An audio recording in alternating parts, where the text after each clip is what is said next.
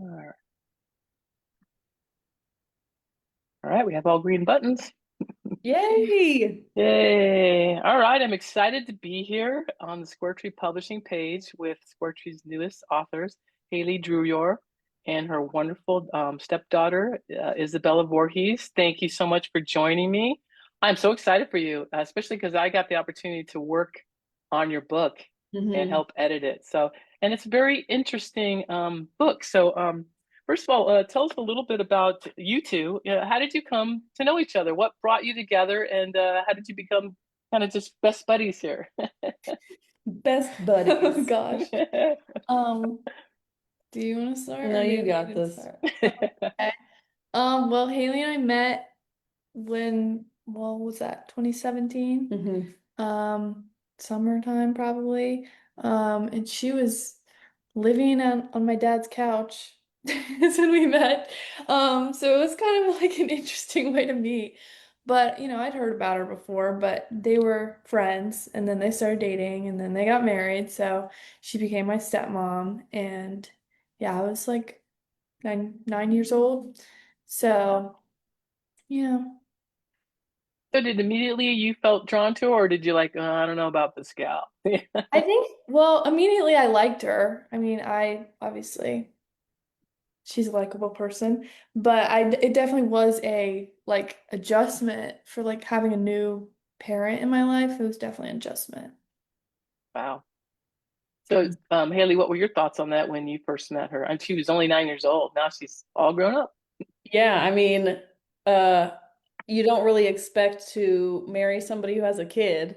And so I don't have any kids of my own. So that's like a whole new, okay, here's this child, and I have to be friends with it, or am I a parent? Am I just like a random adult?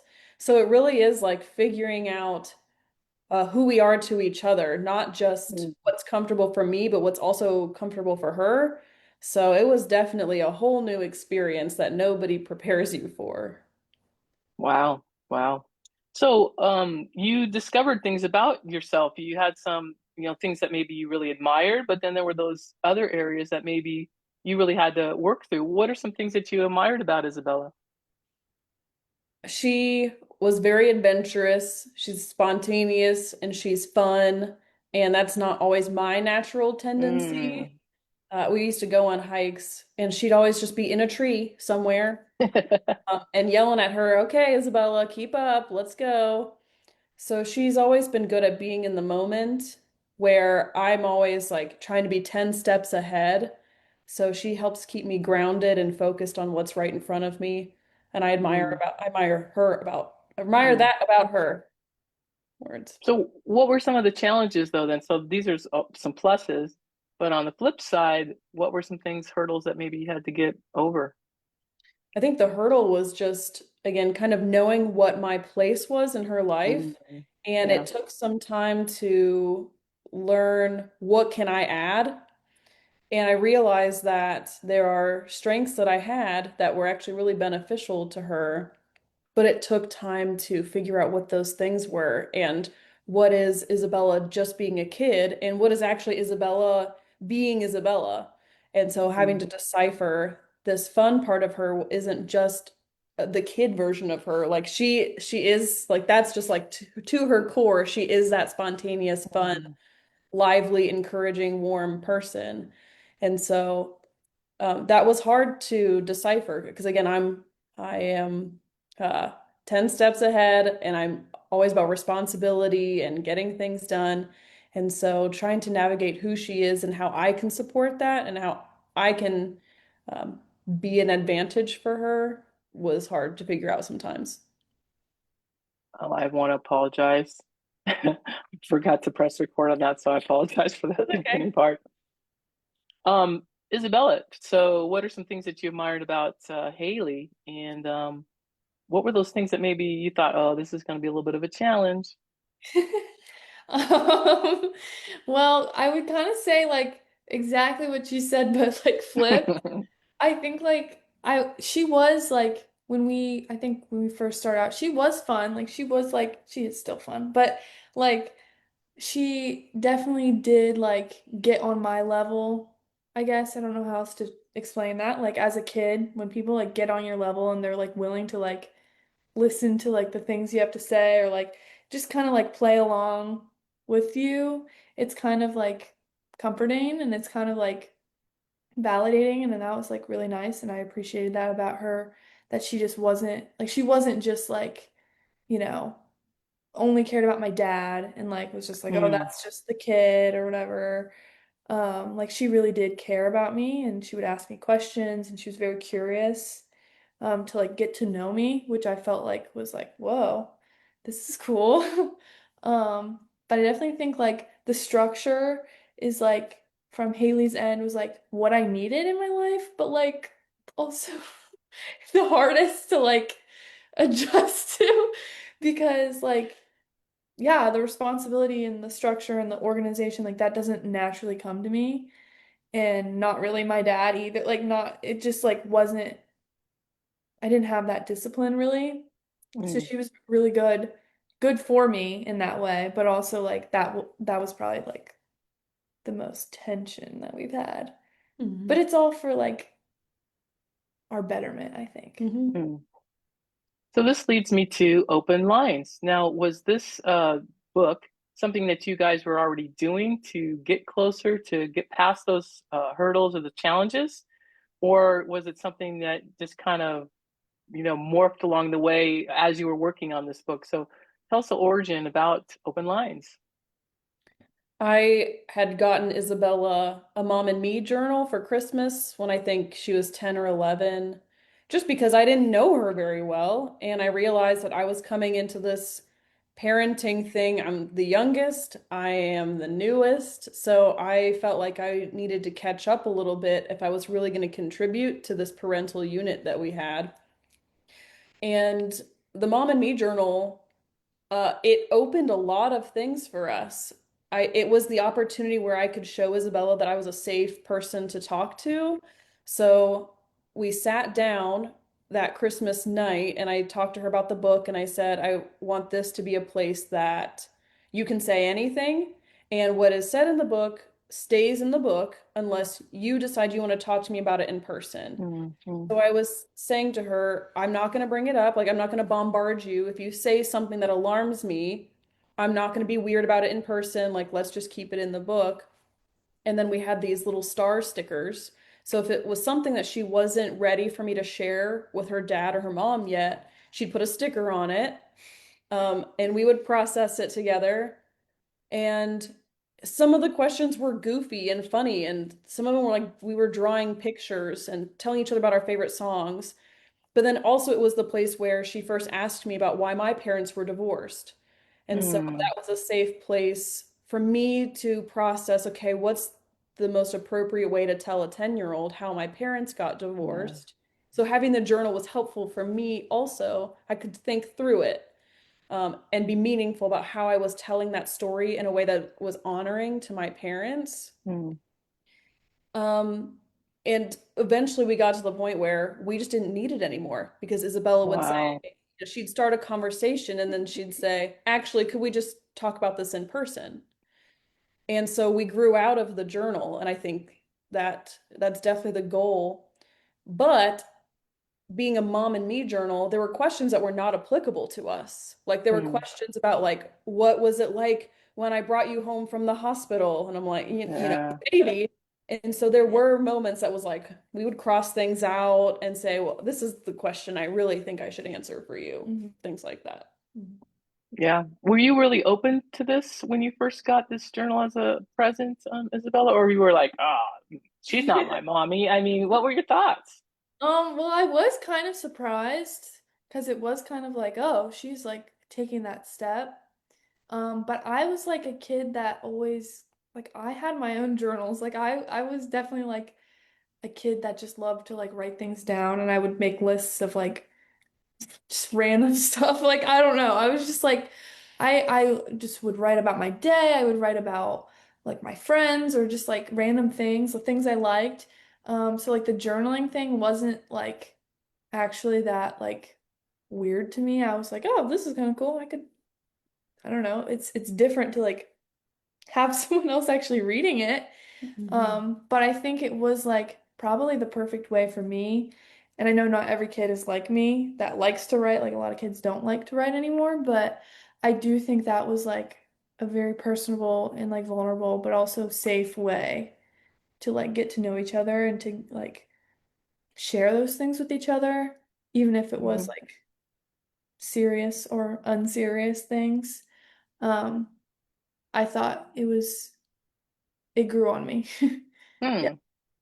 So which one of you came up with the idea, hey, let's go ahead and write a book? And did you always want to write a book? Is that something was on your list?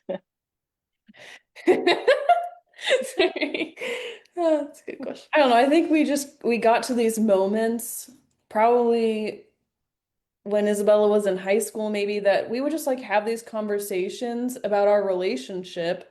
I mean, there's a certain point where you realize like our relationship seems to be a bit different than other people's step family relationships. And so, I don't know, we just have these conversations before bed, and Isabella would just be like, oh, we should write a book. Yeah. And Wow. over and over again, that kind of became a reality for us. Just the idea of we feel like we are responsible for sharing things that have worked for us that can help others, other families that are complicated like ours. Mhm. Wow. So was this easy, hard working, collaborating together on open lines? Did you spend a lot of time like, okay, let's pick this question or that question? Tell us a little bit about that. It was actually pretty easy, I think. I mean, looking back at the journal that we went through, it was easy to see like, okay, these were the questions that really inspired us, and Mhm. here were the ones that we didn't do or didn't address. Mhm. So I think because it was personal experience and we had done it in real life Yeah. together, it actually made it really, really easy. Mm, And it's all personal, it's all questions that we've answered. And so we feel like that's applicable probably to somebody else too. Mhm. mm. So what do you hope that a family or a stepson, stepfather, I mean, daughter, mother, what do you hope that a family who picks this up will get out of it? I mean, that's a good question. I think that like when you like have a step parent or like a foster parent, adopted parent or whatever, like what kind of like whatever kind of like blended family that you might have, like it's hard to connect with your peers because not everybody has the same life. And it's hard to connect with your parents. And it's like, it's just like a struggle to like connect and like feeling that isolation. So I feel like I hope that people pick up the book and they can like find a connection that they maybe weren't expecting and like, um, I guess not feel so isolated in that. I mean, I was also Mm, like an only child at the time. So it was, yeah, it was kind of like lonely to be in my position to like be the only one. And I don't know. It's just having Hayley and getting to know her and like it's not just like me versus them.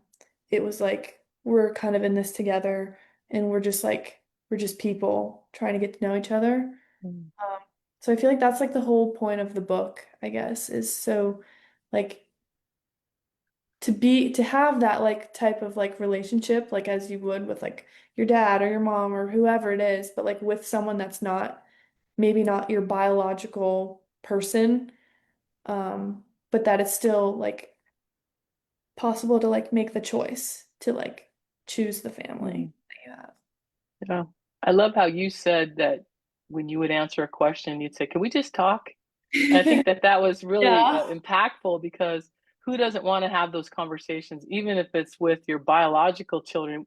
There seems like there's so many barriers these days that we don't just talk, and that it can be something fun, but it leads to something deeper. And like you said, when you were asked, Hayley, about why did your parents divorce, it leads to these bigger questions.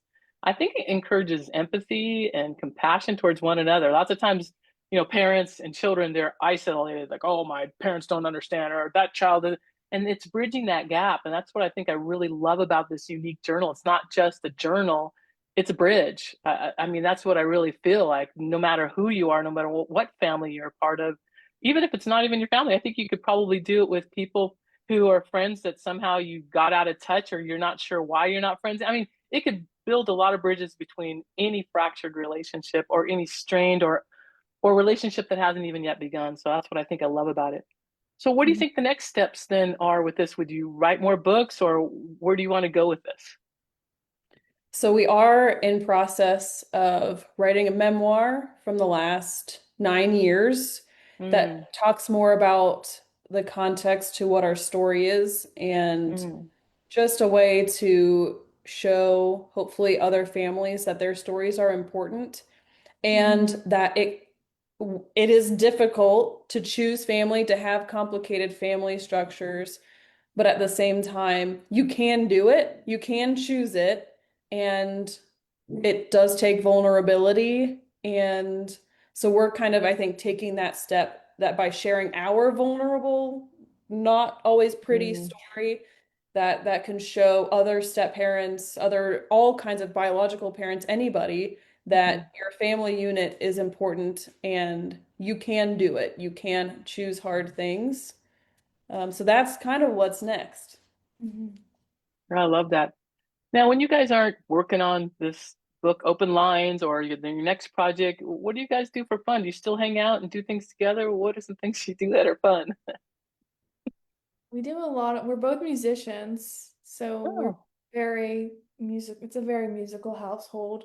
So yeah, you typically find us probably eating food, Taco Bell, or watching TV or, you know, playing our instruments, doing things. Right now we're doing a lot of work on our house. So mhm. yeah, that's kind of what's right now. Wow. I guess I got to join your band. I don't know if you noticed, but I saw. Yes. I'm a drummer.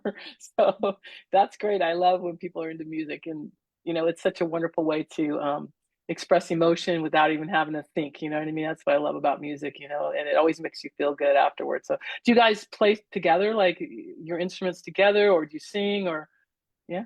Yeah, so I've been a worship leader for I don't know, also probably around 9 years as Mhm. well. So and Isabella plays so many instruments that sometimes she'll play bass, she'll play viola, and then I sing and Oh, play piano. So we do a lot of kind of creative that music. is awesome. Yeah. That is awesome. Love it. So I understand you want to give away a book today.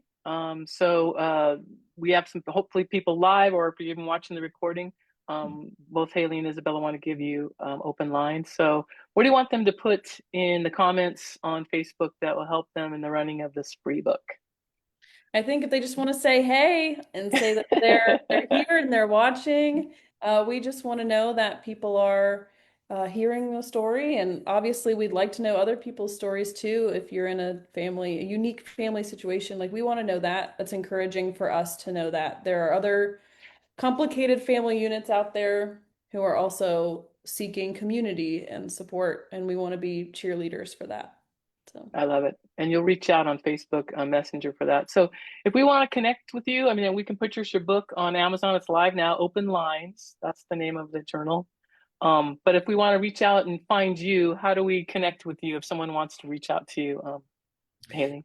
So our website is harborcincy.com, and they can email me at Hayley, Hayley at harborcincy.com, for And anything. that's Cincy, like in Cincinnati, Cincy. Yeah, okay. Yep, that's right. That's awesome. Wonderful. Well, it has been so much fun just chatting with you guys. And I'm excited about the memoir that's going to come out. This is also going to be something really unique that I'm looking forward to. I don't think I've ever read like a joint memoir. It'll be very, very exciting. And I love companion books.